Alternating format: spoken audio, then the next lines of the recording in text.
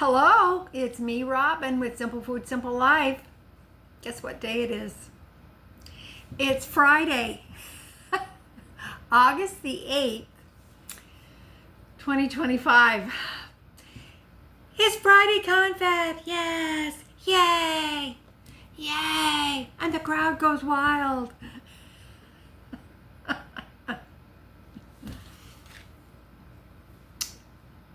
So silly. So silly, silly granny. I'm so glad to see everybody today. Thank you so much for meeting me here at my kitchen table. Got your coffee, got your tea, got your Coca-Cola. I've got my coffee. I thought about having some ice water, but I drank quite a bit of water already this morning, and I don't want to push it. So, it is warm today, and really is warm, and yesterday it was really hot, but yeah, hey, I gotta tell you something. Yesterday I went to Dollar General,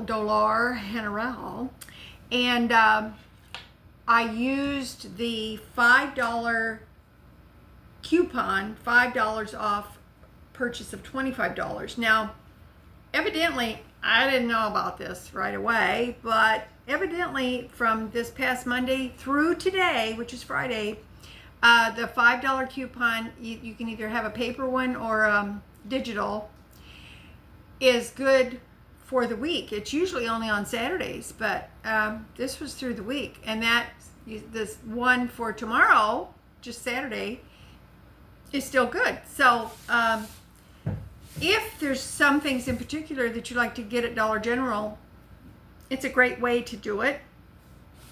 I went yesterday and I picked up my big thing of toilet paper. I like to buy the Cottonelle. And I bought my big package of paper towel and some Kleenex. So I usually get my paper goods at Dollar General, and I thought, you know what, it's a good way to use it. I know that when I buy those three things, it's going to be over at least 25 or over, because my toilet paper is 10, and so I thought, I'm going to use the $5 off. So I did. So you still have today. It is through Friday. So if there's something you want to get and you happen to have the digital app for DG, you can just download it from that. I mentioned it to my daughter.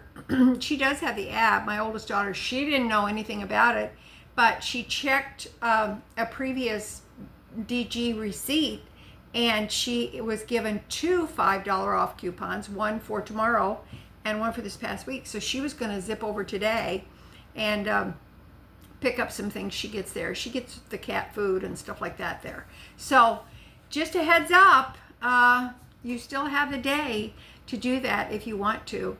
And I had to buy those things anyway.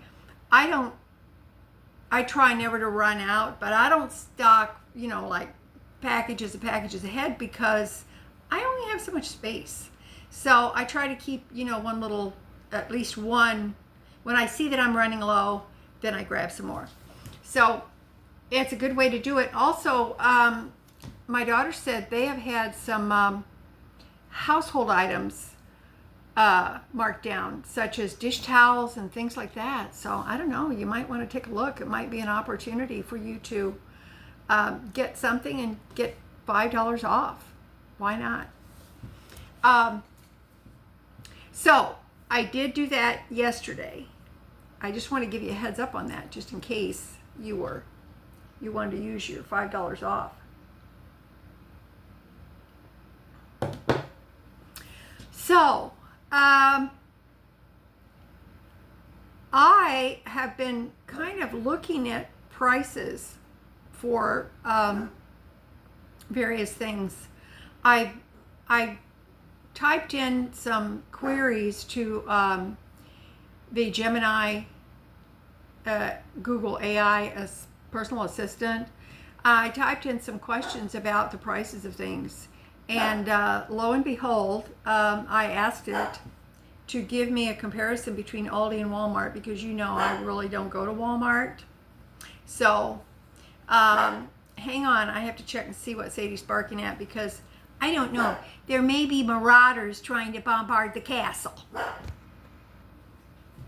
She's eating her food now. Sometimes she doesn't want to eat first thing in the morning. So it's a challenge sometimes. But so she's eating. If you hear chomping and sloshing and whatever, it's Sadie Mae. I just happened to think when I was checking on Sadie, I wanted to show you something I picked up. This was quite a long time ago at Dollar General. They have some really nice cotton dish towels for, they're like $3, and you get 2 of them. And I wanted to show them to you. I've been using them for quite a while now. Now, these particular ones, they come like this, in a package, in a thing of 2, and there's the solid, and then there was the plaid, which I like plaid. So, and I just every once in a while when I would go in there, I would buy a set for $3. And so there's that red one, and then here's some blue ones, which are really nice. And sometimes the plaid pattern is different. Like this one is different from this plaid. So, but I bought some different colors, and now when I washed them, they did shrink a little bit, but they're 100% cotton. So I expected that. But these are really, really nice, and I've been using them for a few months now. And so if you happen to be in Dollar General and you would like to replace your old dish towels, my dish towels looked really bad, but they were really old. So I replaced them. I got rid of the old ones. Every time I would get a new set, I would get rid of a couple of the old ones. Or if it was raggable, I would put it in the garage in a coffee can, just in case. But now I have a set. I've got 8 new dish towels, which is plenty for me. But I wanted to show you those. They're nice. They're perfect size for me. I really wouldn't want them any bigger, and they're, you know, they're just really nice dish towels. $3, you can't really go wrong there. And I liked it because the colors didn't fade or anything. So it's really nice. I just want to share that with you. Going back to the comparison of the Aldi prices and the Walmart prices, I did look at that, and just for the fun of it, I typed in like a small grocery list of basic things like bread, eggs, butter, bacon, things of that type. Just a very small list. And then I asked Gemini to compare them. And of course, they can only do approximate prices, which is fine. And it ended up being that Aldi was cheaper for the same identical items. So Aldi was cheaper overall, although the bacon was a little bit cheaper at Walmart than Aldi. So I thought that was really kind of interesting. I think, if I remember correctly, the Aldi price for the same items was $1.24 less than Walmart. And I also included 5 pounds of potatoes, 3 pounds of onions, just some basic, very basic things in a very short list. And I thought you'd like to know that. You can go on Gemini and ask it. You don't have to sign in or anything. You can just pose a query and ask, and it will sort that out for you. Both of those, one was over $20, the other one was under $20, so it was like $1.24 difference. So I thought you'd like to know that. I thought that was pretty interesting. And you can do that to get an idea, kind of an approximation, and not necessarily buy the identical items, because I don't know who could afford that. I couldn't afford to go out and go to Walmart and buy this much same things and then go, I can't do that. So, but I just wanted to see. So sometimes the information is good. Now, I've been seeing a lot of videos about, that sounded weird. I said a lot of videos. No, a lot of videos on YouTube about prices going up on food. And it almost, not all of them, but it almost borders on creating an element of fear or clickbait in the titles of the videos about, oh, prices are going up drastically, what are we going to do? And it's like, I don't like fear mongering. I think that when there's something to be afraid of, I guess you'll know. But fear mongering about things like that, about prices and inflation and all of the other things, I'm not very keen on that. So what I did was, and this was also very interesting and it was fun too, I just asked a basic question of Gemini, and of course I know that Gemini, that the AI is going to pull in all these various information from various places and encapsulate it for that particular question. So I just asked it about the forecasts for food items for the latter half of 2025, because that's what we're in right now. We're in the latter half. So yes, believe it or not. I know. What's happening? So, and it actually was very good. It said, based on the most recent available data and forecasts, here are the food items that are likely to see price increases in the latter half of 2025. And I've seen all of these video titles about coffee and other items as well. So I thought, I'm just gonna check it out and see if I can get some rational information about this. So I thought I would share it with you because I thought it was interesting. It says here that prices for beef and veal, I don't eat veal, but some do. Prices for beef and veal are predicted to increase due to tight supplies and continued consumer demand. So the demand has gone up on beef, and you've seen a lot of especially the different diets that people are on right now. There is a demand for beef, and of course, veal, it's just beef, but also sugar and sweets. It says that sugar and sweets, they're expected to see a price rise, well, which would probably mean that beverages would probably rise too, especially if they contain some type of sugar. But it says non-alcoholic beverages prices for those, including coffee, are projected to grow faster than their historical average rate. Eggs, this is interesting. Despite some recent monthly price decreases, egg prices are predicted to be significantly higher over the course of the year. So that's the remainder of the year. And of course, it says it's primarily due to the impact of the avian influenza. So this is interesting. It said that food away from home, the prices are, what is that? That's eating out, right? So prices for food at restaurants and other food service establishments are forecasted to increase at a faster rate than food purchased for consumption at home. So eating out, which would include delivery, takeout,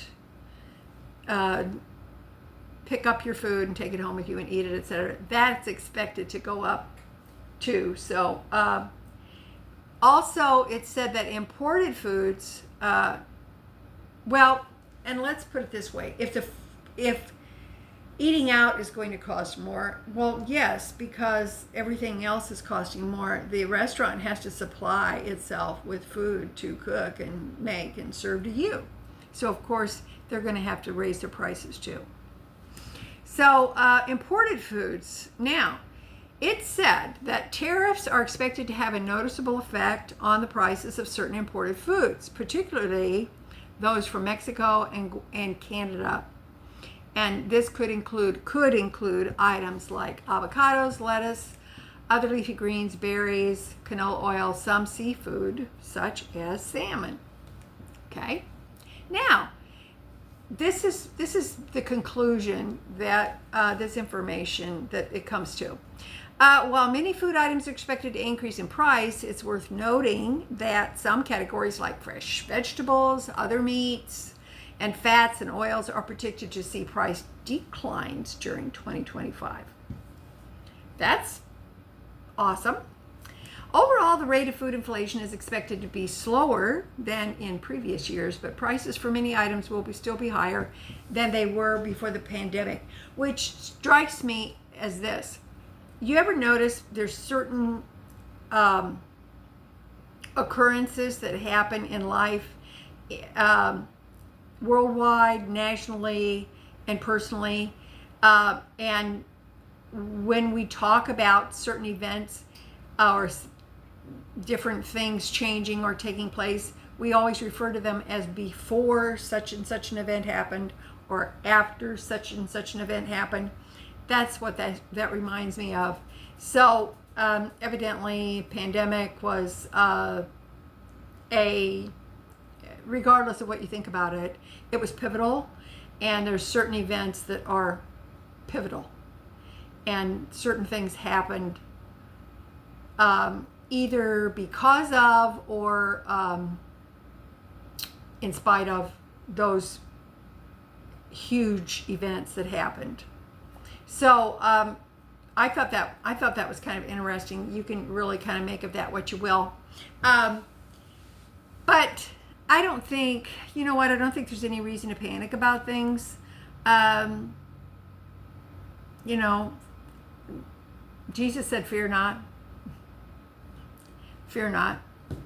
And I love the Bible story of the disciples and Jesus being in the boat, and the storm comes up and it's terrible and they think they're going to die, and Jesus is at the other end of the boat asleep.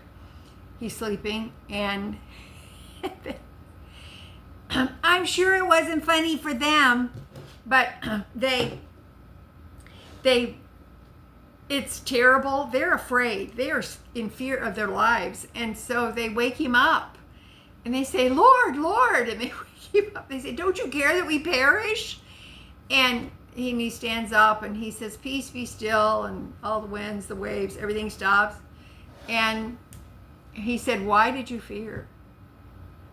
Why did you fear? And it's like, that's really true. He was in the boat. I'm just saying, he was in the boat. And I often think of that when I am tempted to be afraid of, or tempted to fear, oh, how am I going to feed myself? How am I going to afford gas? How am I going to afford this, that? How am I going to pay my utility bills? How am I going to do these things?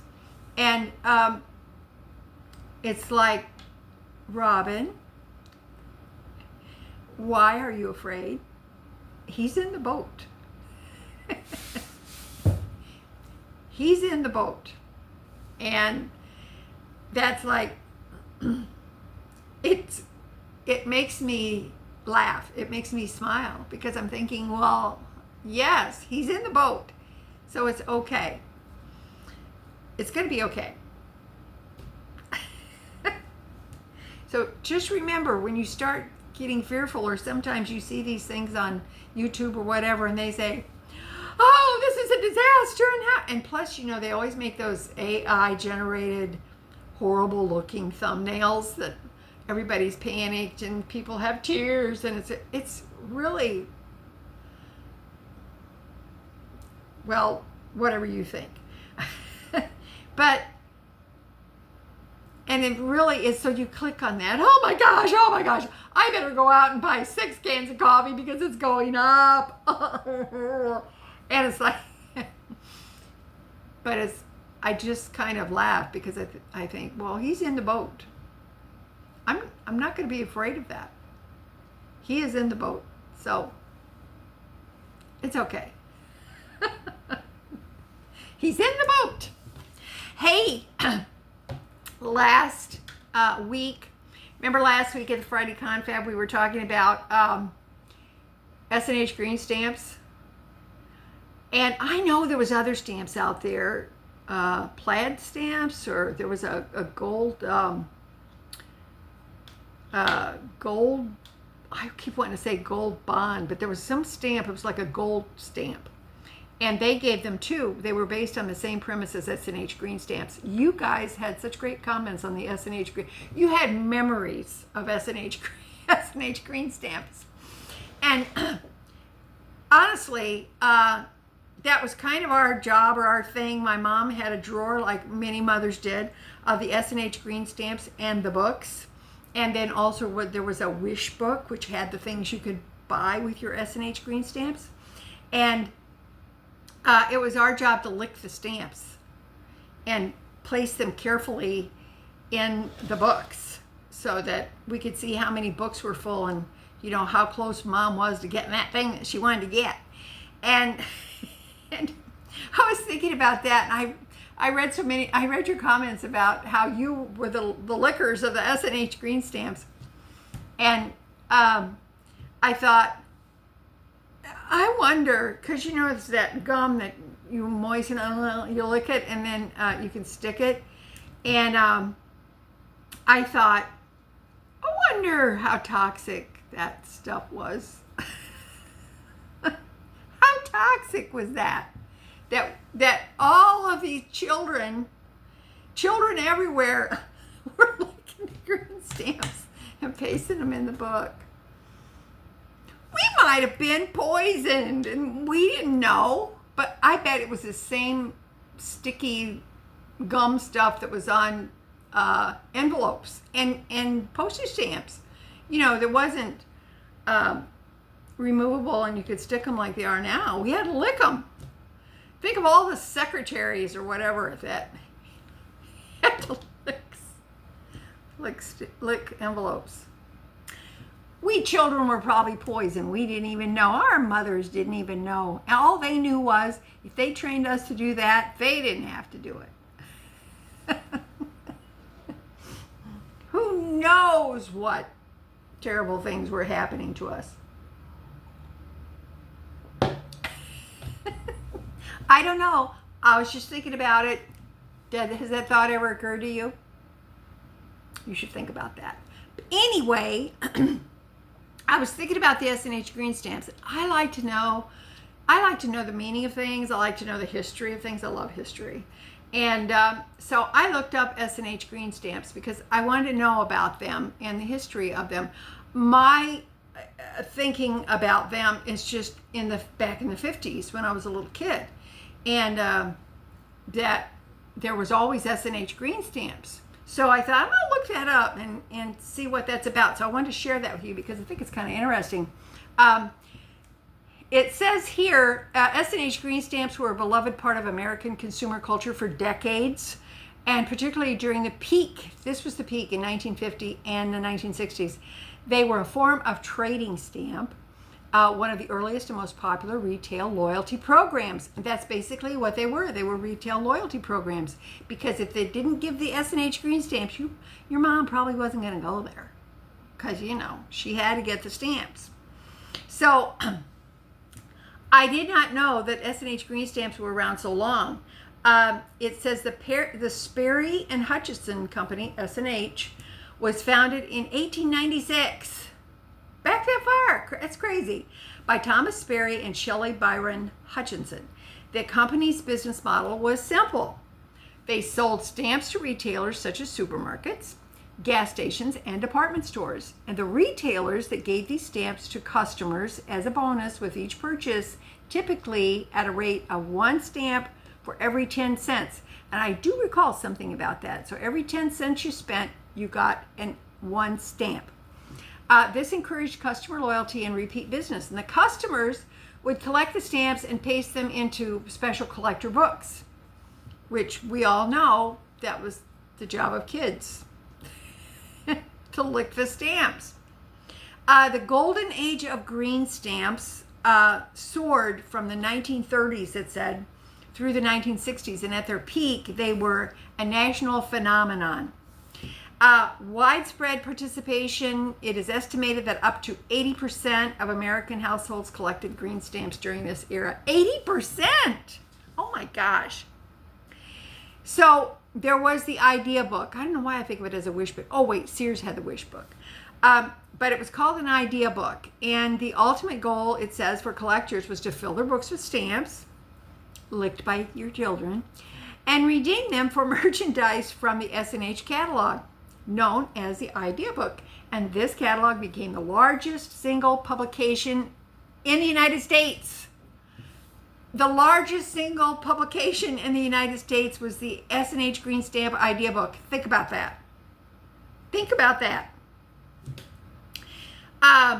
It says it offered a vast array of items from kitchen appliances and furniture to toys and sporting goods. So, a common childhood memory for many was helping their mothers or grandmothers paste the gummed stamps into the collector's books. Each book typically held 1,200 points or stamps. That's a lot of lick 'em and stick 'em. That's a lot.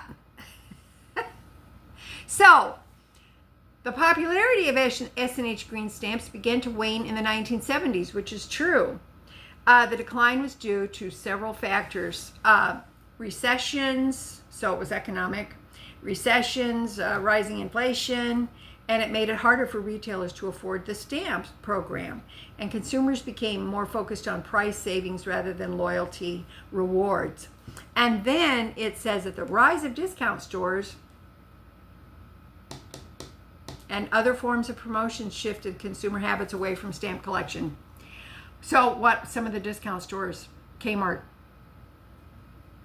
the precursor to Walmart.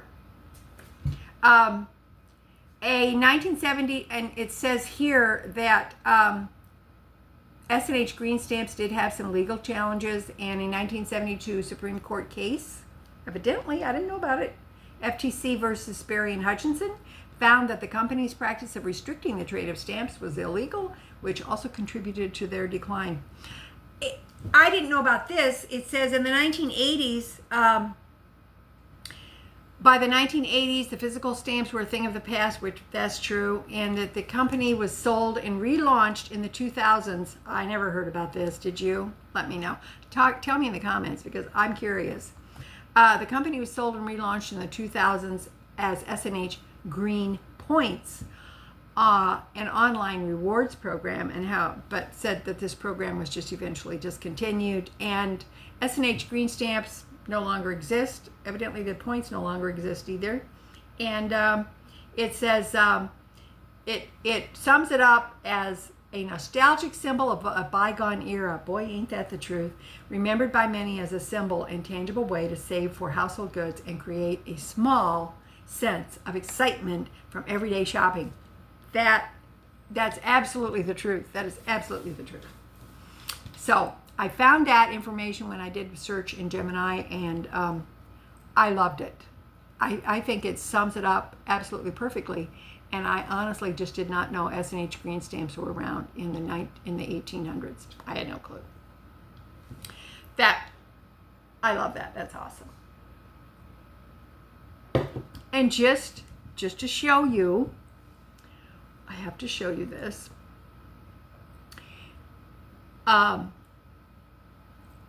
When my older siblings graduated from 8th grade back in the day, they had 8th grade graduations. I don't know if they still do or not. My parents gave them a watch, a Timex. And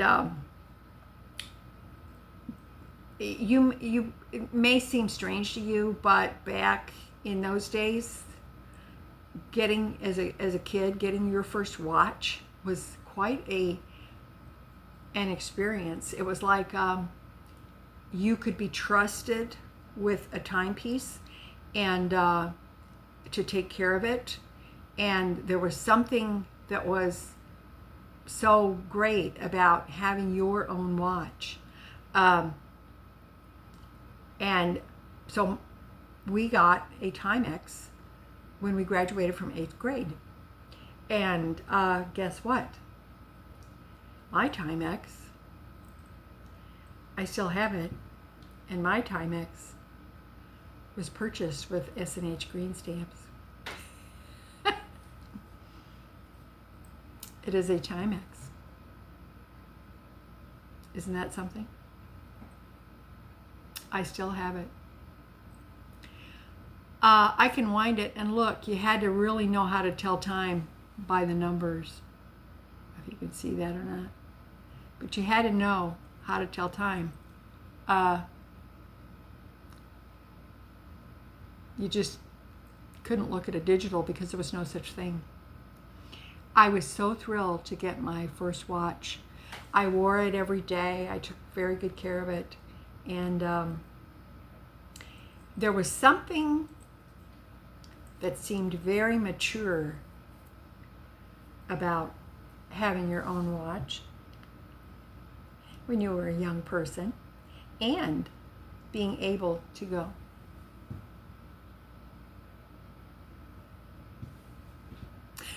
That was awesome. So I still have my watch, Timex, purchased with S&H green stamps. I need to take it into the jeweler because I think I wound it too tight at some point. And so I need to have him take a look at it, and probably, I'm sure it could be remedied, but this is my watch, purchased from S&H green stamps when I was 13 years old. I am now 75. Isn't that awesome? In the later years, my second son was in the Navy, and well, both of my sons were in the Navy at the same time. And he seemed to think that I needed a new watch because I was still wearing this one. Was in my 30s, late 30s, and he bought me a new watch. He bought me a Seiko, which I do still have, and it is beautiful. That needs a new battery, by the way. So I just thought I would show you that. And you know what? It makes me think. It makes me think. With the S&H green stamps, and you know, the low prices, and my watch that I wound too tight. Everything. It doesn't matter what it is. Everything has its end. It does. Everything has its end. And that's okay. That's the way it's supposed to be. We don't always like it. Sometimes it's hard to get used to change. It is. But stop and think about it, how far the way things have come. How many people do you see walking around with a watch? What is it, the analog? With a watch that you have to wind? How many people do you see? If we want to know what time it is, we look at our phone. Because, you know, everything's on the phone. I have to laugh because when we were kids, I would get off the bus and, I'd want to call my friend. And my mom said, you don't need to call your friend. You've spent all day with your friend. And she'd say, that phone is not a toy. It is a necessity. for emergencies and for your dad's work. And so it was like, couldn't just chitty chat on the phone to your friends. And probably your friends couldn't chit chat back on the phone with you either. So I think today we have cell phones and they do everything. They're toys. You can play games on them. You can use them for your entertainment. Take your pictures, watch videos, do all kinds of things with your phone. I have to chuckle about that because I can still hear her voice when I was a kid saying, that phone is not a toy. It is for emergencies.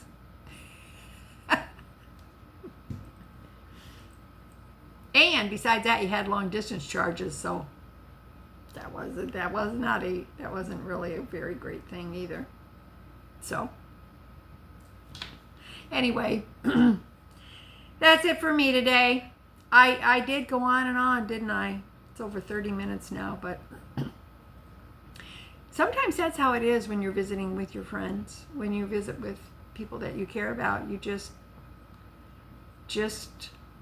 talk about this and that and lots of other things, and time has a way of getting away from you, doesn't it? It gets away from me. Oh, I did want to tell you, I remember the Monday video, and I showed you all of my leftovers and things that I have to go through. I went through those. I haven't cooked this week at all. I haven't cooked really anything. Well, take it back. I'm not really lying. I did find some green beans frozen that my daughter had given me from last summer, and she and my son-in-law grew them, and I did cook those up with a can of potatoes and some bacon fat, and I have one more serving of those left, and they were absolutely delicious. They were really good. And my niece was kind enough to give me some of their produce from their garden, my niece and her husband, and that was really nice. So I had a tomato sandwich. It was really good with mayonnaise on it. It's just nothing like a tomato sandwich on white bread with mayonnaise. That's delicious. Okay. Chatty Granny. I love you guys. You know I do. As always, you know that little is much when God is in it. Thank you so much for joining me today, for chatting with me, and be sure and chat back to me in the comments. I'll meet you there. I always do. I always do. Okay, I love ya. I'll talk to you later. Bye.